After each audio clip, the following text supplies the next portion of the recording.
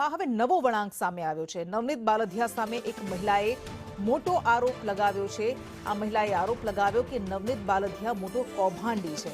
કૌભાંડીને ન્યાય અપાવવા માટે સમાજ આવ્યો। એક દિવસ આંસુ પાડ્યા તો ન્યાય અપાવવા માટે આવી ગયા। હું 1.5 વર્ષથી રડું છું, મને પણ ન્યાય મળવો જોઈએ।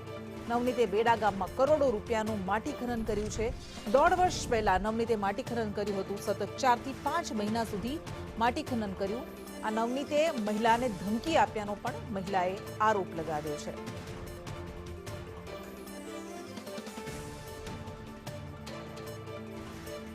મારી અરે 1.5 વર્ષ પહેલા મારી મમ્મીની જમીન મારા મામાના ઘરની જમીન છે 155 નંબર 172 વીઘા એમાં છે ડુંગરો। એની અંદર આ નવનીતભાઈ સરપંચ પોતે સરપંચ નથી, એના ભાભી સરપંચ છે, પણ આ સરપંચ કહીને મારી ત્યાંથી બહુ ઝાઝુ મોટું કૌભાંડ કર્યું છે। હું આંકડો કહીશ ને તો તમને બધાને એમ થાય કે આ શું છે એમ।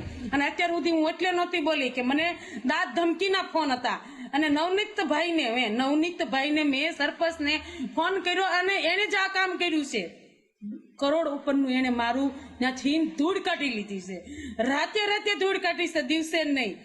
10-15 ટ્રેક્ટર 5 જીસીબી થી મારા મામાની ત્યાંથી જમીન એને મારા મમ્મીની જમીનમાંથી એને કાઢી લીધી છે।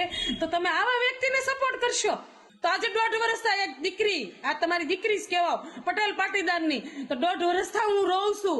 આજે એક દી રોયો ત્યાં તમે બધા દોડવા માંડ્યા, અધિકારી દોડવા માંડ્યા, રાજકારણ ગમે તે હોય તમે મોટા બધા ગયા। તો આજે મને પૂછો આવો મારી પાસે કે એને કેટલું આ માણસે કૌભાંડ કર્યું છે તો હું કામ તમે એને સપોર્ટ કરો છો? આવા વ્યક્તિને તો એક બાજુ મૂકી દેવાય।